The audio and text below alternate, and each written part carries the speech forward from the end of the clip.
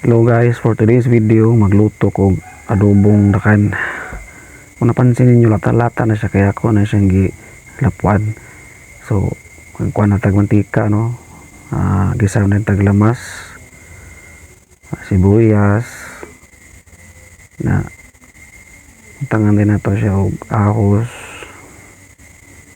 sunod din na luya, atsal na atsal lang ginagawa na, kay ganahan ko ni atsal lang dakan. Amot lang po sa inyo kung sa inyo pamagis pagluto, kay ingani nga ko pero basta bili nimo akong pagluto, comment lang mo din sa comment section na kura-kuraon din nato mayo karon nga makuan siya, medyo sa pagod-pagod ba na kura-kuraon gid nato mayo na dayon ilunod na nato dakan. Na siya, dili na siya fresh nga dakan, kay baligyan na siya sa tindahan na na-stock na dito, medyo naghilo na kayo bandaw na, pero okay ra, bater gyapon na, kay lutuon lang nato nagmaayo, mulami na siya karon na mix it well. Ana birada ya kuraw gyud, kuraw din kuraw dito, ana lami na kay sa tanawon na butang na to kuan, magic sarap atau magic sarap na mo lang nadaganan lagi siguro na kung magic sarap po.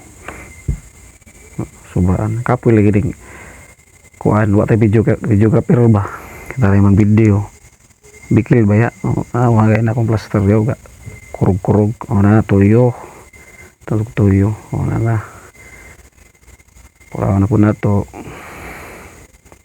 na para ma-mix ang mga lamas sa iyang kuan, sa iyang kaunuran na mix. Amot lang lami mo gikan dakan adobohon ba na mo sa tanang gid utang kaning dangan akong kaganahan. Amot sa inyo kung kakaon ba mo dia kaning uban dia kakaon ba mo dakan unya parisa na nato og bulad. Siyempre pampagana man is kaon ng bulad, o di ba, panis nga bulad marot nga bali 20 lang gud ana.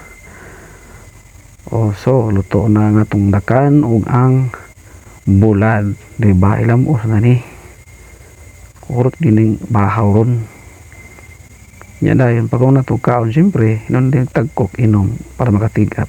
Thank you for watching guys, see you next video. Na problema